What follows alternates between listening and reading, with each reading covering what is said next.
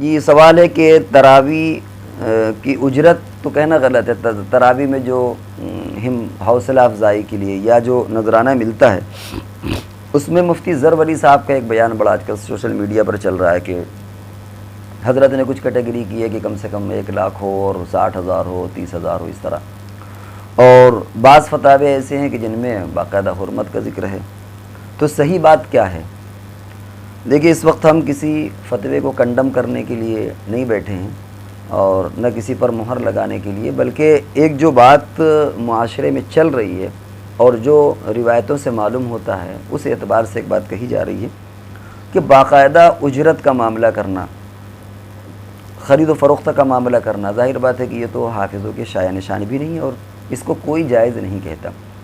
لیکن ایک یہ ہوتا ہے کہ اس نے تراویح سنائی اور نذرانے کے طور پر کچھ لوگ دے دیں اس کو،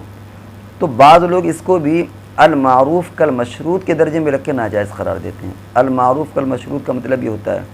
کہ جس کے بارے میں ہم کو پہلے سے معلوم ہے کہ اتنا ملے گا، حالانکہ متعین نہیں کتنا ملے گا، تو اب اس اعتبار سے چونکہ وہ ہمیں معلوم ہے پہلے سے، لہذا وہ بھی گویا اسی کے قائم مقام، اجرت کے قائم مقام ہو جائے گا، تو اس لیے درست نہیں ہے۔ یا ہے کہ اجرت یہاں پر مجہول ہے، مجہول کا مطلب ہے کہ ہم کو معلوم نہیں ہے کہ 5,000 ملے گا، 10,000 ملے گا، 12,000 ملے گا، تو اب ایسی شکل میں درست نہیں ہے۔ سوال یہ ہے کہ اول تو یہ اجرت ہے نہیں جیسے کہ ہم نے کہا، دوسرے یہ کہ مفتی ظفر ولی صاحب نے جو باتیں کہی ہیں اور کئی کلپ ہیں، اس سے اصل میں ان کا جو منشا سمجھ میں آتا ہے وہ یہ ہے کہ انہوں نے لوگوں کو ابھارا ہے کہ تم نے اتنی بے توقیری کر دی حفاظ کرام کی کہ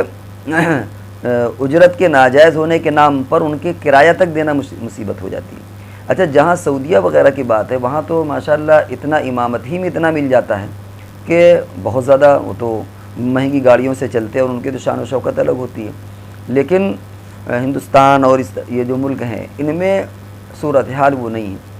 تو اب اس میں مفتی ظفر ولی صاحب ہم جہاں تک سمجھتے ہیں ان کا منشا صرف عوام کو آمادہ کرنا اور ابھارنا ہے۔ وہ بڑے مفتی ہیں، انداز کبھی کبھی تعبیر کچھ سے کچھ ہو جاتی ہے، اور ایسا ہوتا ہے حدیثوں میں بھی اس طرح کی باتیں آتی ہیں کہ کبھی نبی اکرم صلی اللہ علیہ وسلم کسی بات پر اگر زور دیتے ہیں تو ایسا محسوس ہوتا ہے کہ جیسے سارے لوگ جنت میں پہنچ جائیں گے، کوئی جہنم میں نہیں جائے گا۔ من قال لا الہ الا اللہ دخل الجنہ، جو لا الہ الا اللہ کہے گا جنت میں داخل ہو جائے گا۔ اور کہیں پر ہے کہ لا يدخل الجنہ قطات، کہ چغل خور کبھی جنت میں داخل نہیں ہو سکتا، بخیل کبھی نہیں داخل ہو سکتا۔ تو اگر اس طرح کی روایتیں پڑھو تو لگتا ہے کہ ہر آدمی جنت میں جائے گا، کوئی جہنم میں نہیں جائے گا، اور جب اس طرح کی روایتیں پڑھو تو لگتا ہے کہ ہر آدمی جہنم میں پہنچ جائے گا، شاید ہی کوئی جنت میں پہنچے۔ تو یہ ایک انداز ہوتا ہے بلاغت کا کہ جب کسی چیز پر فوکس کیا جاتا ہے تو پورے طور پر اسی طرف فوکس کیا جاتا ہے تاکہ بیلنس باقی رہے۔ تو میرا خیال ہے کہ مفتی ظفر ولی صاحب کی جو بات ہے، وہ جو حرمت کا فتویٰ دے رہے ہیں ناجائز حرام، اس کے مقابلے میں انہوں نے تھوڑی شدت اختیار کر لی ہے، لیکن منشا حضرت کا بھی خرید و فروخت نہیں ہے، اگرچہ الفاظ ایسے آ گئے ہوں۔ منشا حضرت کا یہی ہے کہ کم سے کم حافظوں کی حوصلہ افزائی ہونا چاہیے۔ اس سلسلے میں مفتی سعید صاحب پالنپوری علیہ الرحمہ کی بات بہت معتدل ہے، حضرت نے بھی فرمایا، اور بلکہ ایک موقع پر تو حضرت نے خود بلا کر کے اپنے ہاتھ سے دیا اور یہی فرمایا کہ بھائی پہلے سے طے کرنا یہ سب چیزیں منع ہے، لیکن اگر کوئی آدمی خوشی سے نذرانہ دے دے تو اس کی گنجائش ہے۔ لیکن ہمارے وہ علماء جو اس کو بھی منع کرتے ہیں اور وہ یہ کہتے ہیں کہ یہ المعروف کالمشروط کے دائرے میں، ظاہر بات ہے یہ کہ زیادتی کی بات ہے یہ۔ اگر آپ اس طرح المعروف کالمشروط کریں گے تو بہت سے معاملات پھر ہمیں ناجائز قرار دینا پڑیں گے۔ اور رہا مسئلہ اجرت علی القرآن یا اجرت تراویح کا، تو ایسے بہت سے لوگ یہ دلیل دیتے ہیں کہ صاحب حافظ و قرآن کے لیے تراویح میں پیسے لینے کی بالکل گنجائش نہیں ہے، کیونکہ بغیر پیسے والے بھی بہت سے تیار ہیں، اور ایک مسجد میں درجنوں لوگ ایسے ہیں جو پیسے کے بغیر بھی تیار ہیں۔ بعض لوگوں نے یہ کہا کہ بھائی قرآن کے حفظ کی بقا کے لیے اس کی ضرورت ہے، جیسے تعلیم قرآن پر مدرسین مدرسے میں اجرت لیتے ہیں یا امامت پر اجرت لیتے ہیں، تو بعض لوگوں نے اس کو بھی اسی پر قیاس کیا کہ حفاظ کے بقا کے لیے ذریعہ۔ اس پر دوسرا گروپ جواب دیتا ہے کہ صاحب بہت سے حافظ ایسے آپ کو مل جائیں گے جو مسجدوں میں بغیر اجرت کے پڑھانے کو تیار ہیں۔ تو یہ دلیل بہت کچی قسم کی ہے، اس لیے کہ پھر تو اس طرح امامت کے لیے بھی بہت سے لوگ مل جائیں گے۔ ہم بہت دعوے کے ساتھ کہتے ہیں کہ شہروں میں جو مسجدیں ہیں، بہت سی مسجدیں ایسی ہیں کہ ان میں بغیر پیسے کے بھی امام آپ کو مل جائیں گے، بلکہ اگر ان کو مزید پیسہ دینا پڑے تو کہہ دیں گے ہم سے پیسہ بھی لے لیجیے اور امامت بھی کروا لیجیے، کیونکہ ایک حلقہ بنتا ہے، ایک آدمی کا تعارف ہوتا ہے، بہت سے اس سے مفاد جڑے ہوتے ہیں۔ تو ایسے تو امامت بھی بغیر پیسے کے مل جائے گی، تو پھر امامت پر اجرت کی اجازت کیوں ہے؟ ہم بہت سی مسجد شہروں میں دکھا دیں گے کہ بغیر پیسے کی امامت کے لیے لوگ تیار ہیں،